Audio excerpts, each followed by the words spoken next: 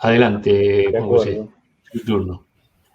Bueno, gracias Ariel, Agustín, por esta posibilidad de poder difundir y comentarles cuáles fueron los orígenes, digamos, de todo este trabajo que se ha hecho hasta ahora durante varios años del Canal Magdalena, que como siempre decimos, su proyecto se encuentra totalmente concluido. Es una buena oportunidad para comentar, como les decía, cómo se inició todo esto, ¿no es cierto? ¿Cómo llegamos a esta situación? En el año 2013, a mediados de 2013, el ingeniero Tetamanti, luego lo voy a comentar un poquito más detalladamente en el PowerPoint, que si ustedes quieren ponerlo, con todo gusto, me convoca para ver la factibilidad de poder iniciar los trabajos relacionados con los aspectos técnicos, con la documentación técnica referida al proyecto del canal, preparar las especificaciones técnicas y demás documentación necesaria para que en el futuro pudiera hacerse una convocatoria a la construcción. Eso por un lado. Después lo voy a aclarar, como le decía, lo voy a aclarar un poquito más adelante. Pero ¿cómo surge toda esta idea, todo este impulso y este estado público que ha tomado el Canal Magdalena?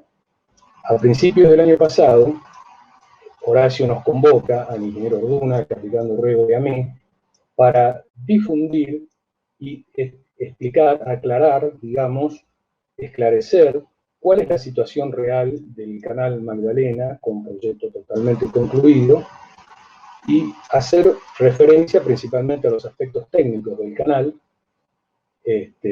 y a su importancia estratégica con respecto a nuestra logística, a nuestros puertos y en general a nuestras vías navegables.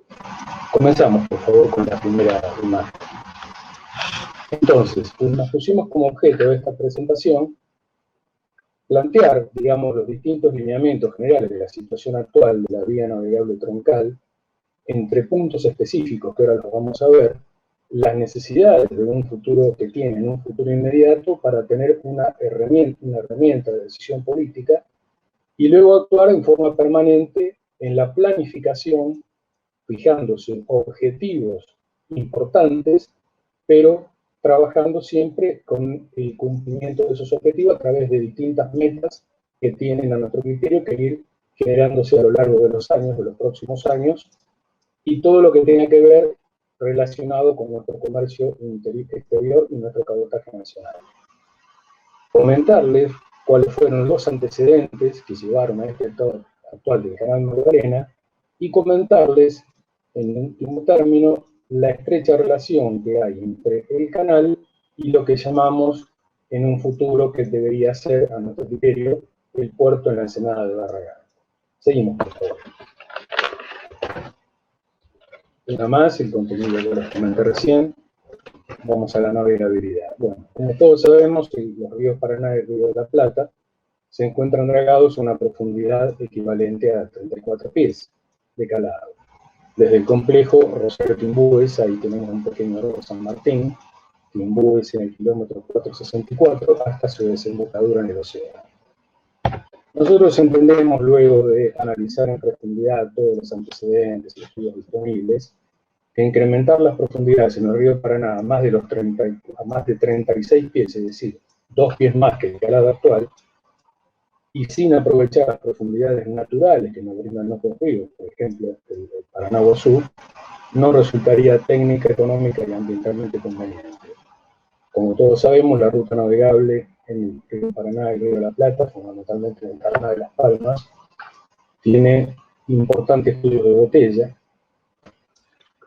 La ruta se vuelve estrecha, con vueltas cerradas, aumenta el tiempo de pasaje y obviamente los riesgos náuticos también.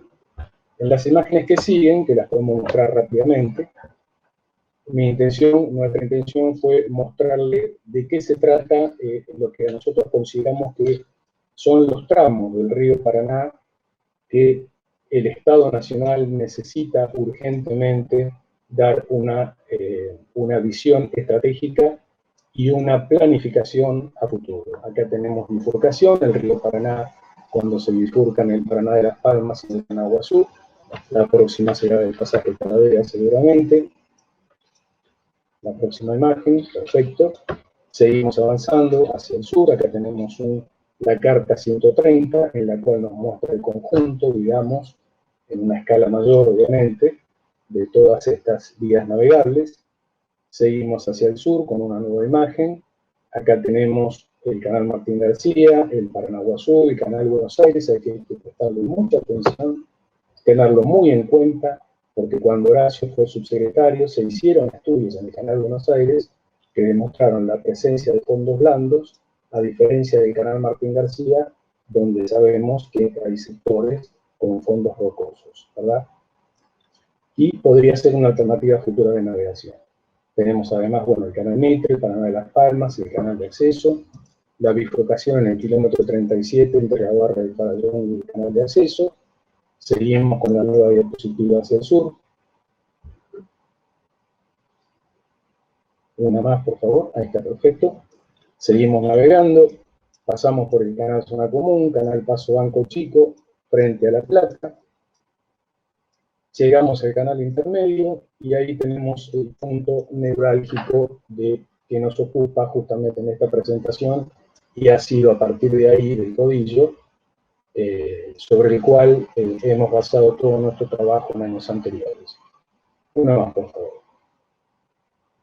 Ahí tenemos el canal Punta Indio, como ustedes saben, es un canal de una longitud de algo más de 95 kilómetros, entre el kilómetro 143.900 del Codillo hasta el 239.100 de Recalada, y aproximadamente se necesitan unos 20-25 kilómetros más para ya tener navegación abierta.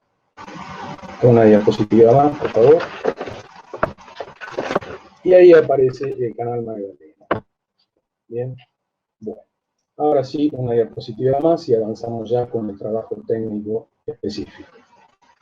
Yo recuerdo, hace muchos años, la primera vez que escuché hablar del canal Magdalena fue en una reunión de trabajo que había tenido con realmente un amigo entrañable, un ex subprefecto nacional naval, en la cual comenzamos o él me interiorizó del tema de la necesidad justamente de tener una vía navegable con una salida directa desde el océano hacia el Río de la Plata y viceversa.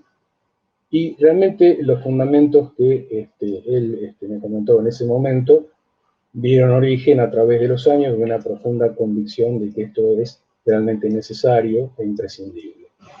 Los principales argumentos son obtener una salida y entrada de buques directa desde el Río de la Plata hacia el mar y viceversa, para desarrollar el cabotaje nacional, entre otras cosas, uniendo a algo que es actual y siempre comentamos con los integrantes de esto, con los que pertenecemos a este grupo de trabajo que les comentaba, ¿sí? Poder unir lo que hoy entendemos está separado, que es nuestra Argentina marítima y fluvial, y hacerlo a través de un canal orientado en sentido de las corrientes y en el sentido fundamental de las corrientes de flujo y reflujo de mareas. De esa manera, obviamente, se van a minimizar los mantenimientos de dragado que hubiera que hacer en el futuro una vez construido. Llevar también en el menor tiempo posible y al menor costo los granos y sus productos embarcados en los puertos principales de los centros geográficos principales de producción, a Quequén y Bahía Blanca, lo que consideramos nuestros verdaderos puertos de aguas profundas en granos, para granos y subproductos, para que los bulk carriers de mayor tamaño pudieran completar su carga.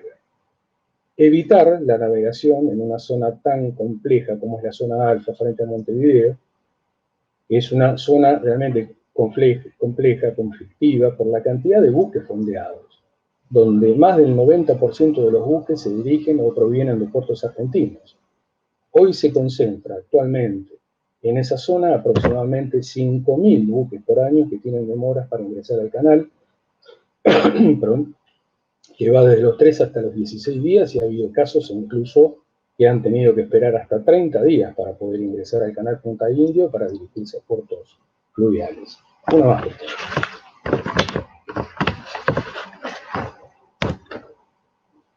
Pasamos una ahí. Entonces, otro de los objetivos es reemplazar, como comentaba, el actual canal de navegación denominado Punta Indio, de mayor longitud y de mayor necesidad de dragado de mantenimiento.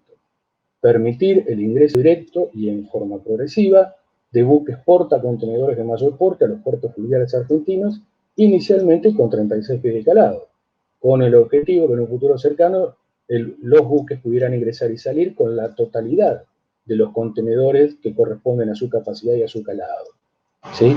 Con los debidos aumentos progresivos de las profundidades necesarias hasta lograr el objetivo que les voy a comentar un poquito más adelante.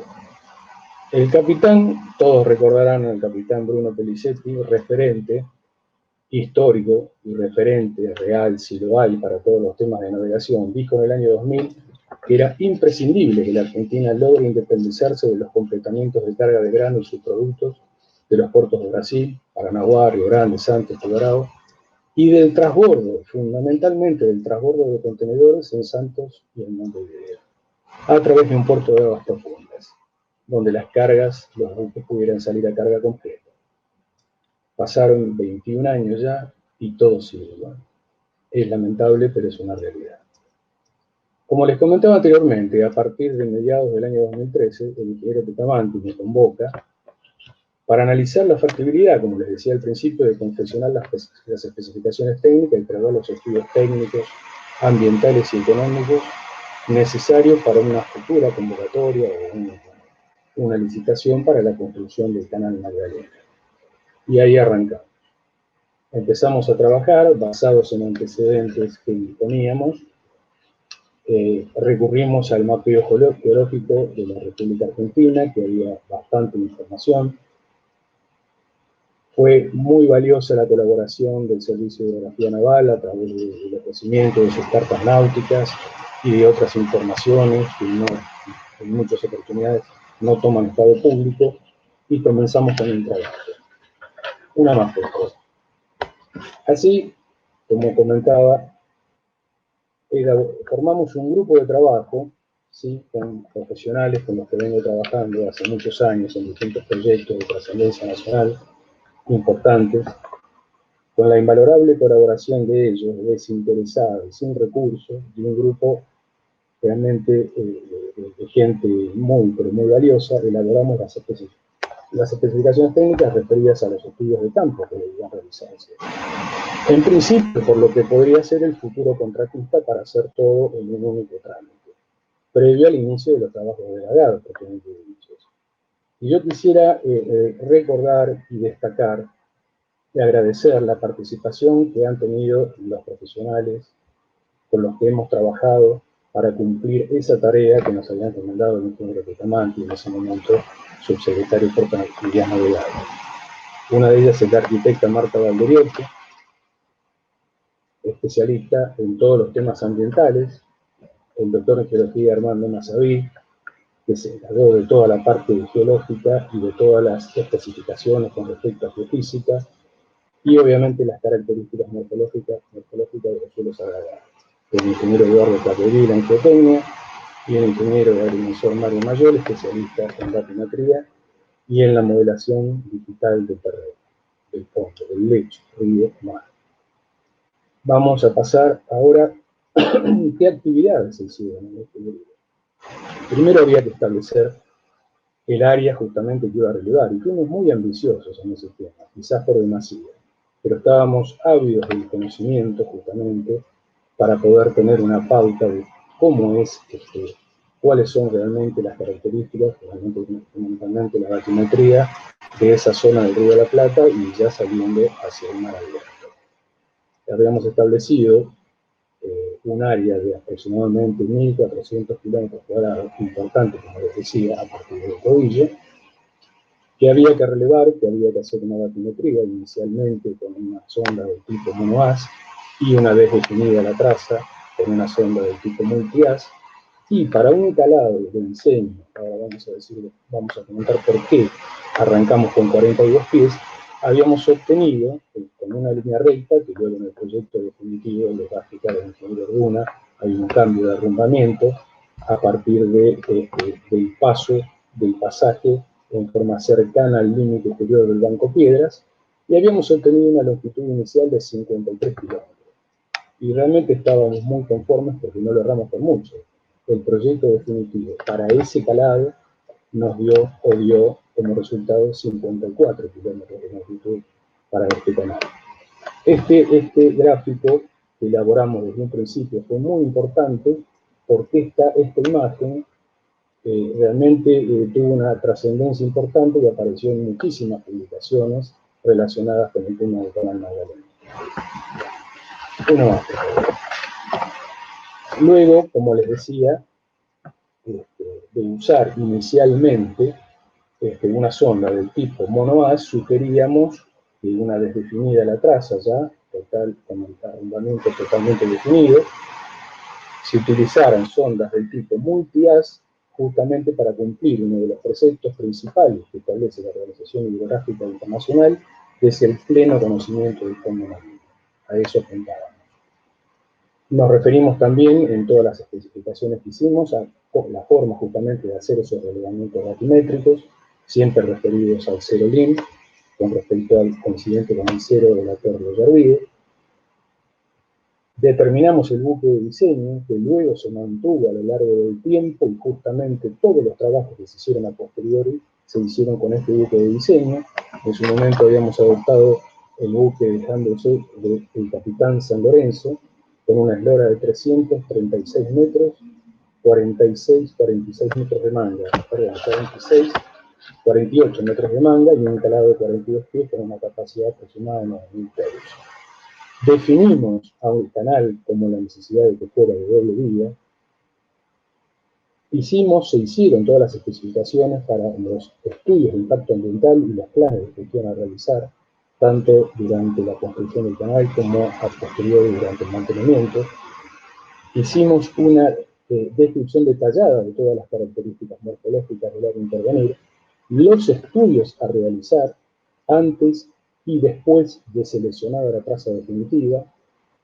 Definimos con claridad cuáles eran los alcances de los estudios de moderación hidrosedimentológica tridimensional, fuimos muy ambiciosos en ese aspecto, que nos permitiera definir la tasa de sedimentación anual, la tasa de sedimentación.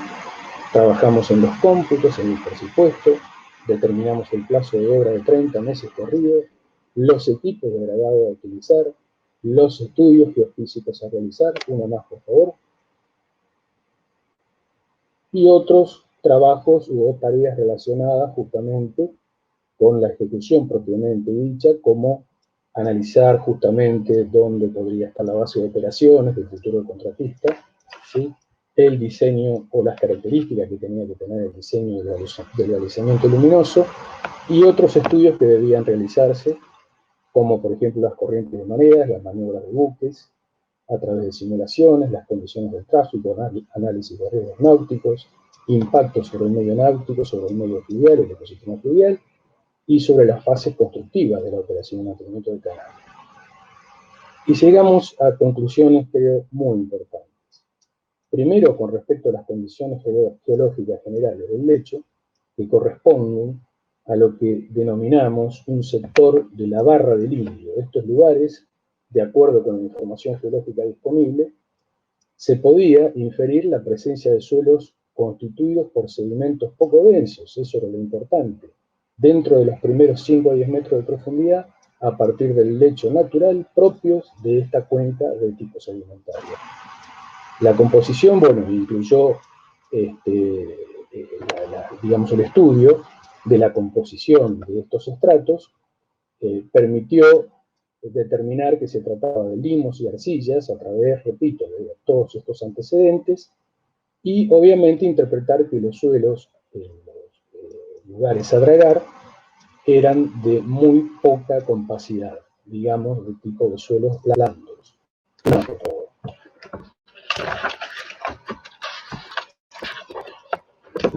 Otra de las conclusiones fue que la mayor parte, como les decía, del lecho de dragar corresponde a suelos poco densos, con reducida probabilidad de participación de suelos duros. Bueno, obviamente uno, si no hace estos estudios previos que les acabo de mencionar, que no estaban hechos, obviamente, simplemente nosotros hicimos las especificaciones técnicas de estos trabajos que había que realizar fundamentalmente en campo, ¿sí? Nos reservamos y dijimos, bueno, del volumen total que habría que dragar, prevamos que aproximadamente un 15% pudiera haber de suelos con cierto grado de consolidación que pudiera requerir una draga con cortador. Y el 85% restante que se podían hacer con draga de succión por arrastre. Bueno, ningún problema, porque así hubiera que puntualmente acudir, cosa que los resultados de todos los estudios demostraron que no es así, pero aunque hubiera habido que acudir a dragas con cortador, de succión con cortador, no existe ningún problema. Por las características de los suelos, las características de las cuencas, seguramente no vamos a encontrar de ninguna manera suelos en los que a través de un ensayo SPT de penetración estándar nos dieran suelos con golpes de más de 60, 70, pongámosle 80 golpes, podríamos decir que son arcillas consolidadas. Todo dependería de la potencia del cortador, en una draga de succión con cortador, del peso de la escalera, como habitualmente son los dos parámetros fundamentales de este tipo de draga, y que con una draga habitual, normal, como incluso hay en la Argentina, de entre 700 y 800 HP de potencia del cortador, perfectamente podrían dragarse. Pero a pesar de todo eso que hemos analizado, afortunadamente entendemos que no es así en función de los resultados. Otra de las conclusiones también del estudio es que en principio, para poner en un pie de igualdad los puertos del AMBA, del área metropolitana de Buenos Aires, consideramos que es conveniente que el canal Magdalena se dragara a una profundidad necesaria para disponer de 36 pies de calado, dragando también a 36 pies desde el Codillo hasta el kilómetro 12, por lo menos hasta el kilómetro 12 del canal de acceso. Y esto último, con el objeto de tener siempre presente que debemos llegar a contar, y esto es lo realmente importante desde el punto de vista estratégico y de planificación, con una infraestructura de por lo menos en un futuro no muy lejano para un puerto de contenedores con 47 pies de calado. Continuamos, por favor. Y habíamos sugerido, en función de estas incertidumbres lógicas que teníamos a través de todos los trabajos que habíamos hecho, pero sin contar con estudios detallados de campo, que se incorporara una cláusula en la cual el Estado Nacional, una vez concluido como parte del contrato esos trabajos de campo, todos los estudios y el proyecto ejecutivo del canal, se reservaba la potestad de decir continúo con el contrato ya para el dragado específicamente, o rescindo el contrato y me quedo con todo el proyecto concluido para eventualmente licitarlo en otra oportunidad. Una vez que todo eso fue aprobado por el Ministerio de Economía, en forma paralela, Uruguay presentó una serie de cuestionamientos al proyecto y consultas sobre el mismo, ¿cierto? A partir de ahí toma intervención la delegación argentina de la Comisión Administradora del Río de la Plata, presidida por el ingeniero Arduna, quien se encargó de coordinar todas las tareas necesarias para ejecutar los distintos trabajos de campo, los estudios de simulación de navegación, hacer tomar las respectivas competencias e intervención de la prefectura en lo que hace al reglamento de navegación, al servicio de geografía naval y a la subsecretaría de Costas de Navegación. Bien, pasamos, por favor, bueno, este es un comentario muy rápido que quiero hacerles, espero no haberme ya pasado el tiempo, en lo que comenté al principio que consideramos debería ser en un futuro no muy lejano, digamos bastante cercano en lo posible, un puerto que denominamos Ensenada de Barragán. Tiene una ubicación estratégica fundamental con respecto a la salida al mar debido a la menor distancia de navegación y con respecto a otros puertos fluviales, obviamente. Es el puerto más cercano al océano que facilita la conexión directa con los puertos de Riquelme y Bahía Blanca y con los puertos patagónicos para el tráfico de cabotaje, ¿sí? Los menores costos de dragado, de apertura para la profundización, para un calado, por ejemplo, inicialmente de 42 pies, en un futuro, como lo decía, no debería ser muy lejano, por ser la menor longitud del tramo a profundizar de aproximadamente unos 92 kilómetros, entre el Codillo, 143.900, aproximadamente hasta el kilómetro 52, donde arranca el canal de acceso al puerto de La Plata. Bien, acá tenemos una imagen justamente que es un proyecto que data de varios años, que hace muchos años nos lo facilitó la gente del puerto de La Plata, sobre el que estamos convencidos que habría que trabajar bajo una figura, una característica de puerto exterior en esa ubicación que les mostraba la imagen anterior. Y otro de los motivos por lo que es tan importante el desarrollo de este puerto es por la conectividad vial y ferroviaria, pasemos una más por favor, que tendría este puerto. Bueno, el dibujo no se ve muy claro, es un esquema importante tomado en escala sobre toda la conectividad ferroviaria que tendría este nuevo puerto. Podríamos conectar con vías, con ramales existentes, prácticamente todo el norte del país, el oeste y gran parte del sur del país, creando centros logísticos realmente importantes, conectando desde Tucumán, Mendoza, Córdoba, pasando por Rosario, por Rafaela, La Pampa, Bahía Blanca, Mar del Plata, y crear esos centros logísticos que indiqué o que indico en la imagen anterior. Pasamos, perdón, una imagen posterior. Acá tenemos. Entonces, no se requieren muchas obras, es un trabajo que lo hicimos en el año 2012, y viene, creo que es importante mencionarlo en este momento, en el cual se hizo un relevamiento, si bien se hizo un relevamiento expeditivo del estado de las vías, de todas estas vías férreas, nos permitió concluir que con no muy importantes inversiones, ¿sí?, en algunos casos mejorando vías, en otros casos, en el menor de los casos, haciendo tramos muy cortos de nuevos tramos ferroviarios hoy inexistentes, o haciendo renovaciones totales en tramos existentes de no mucha longitud, se puede lograr una conectividad excelente con lo que sería Puerto La Plata, Puerto, digamos, Ensenada de Barragán, y los que indiqué en rojo entendíamos en ese momento, en el año 2012, que deberían ser o podrían ser los futuros centros logísticos, digamos, de toda la carga que tuviera que pasar por ese puerto, ¿sí?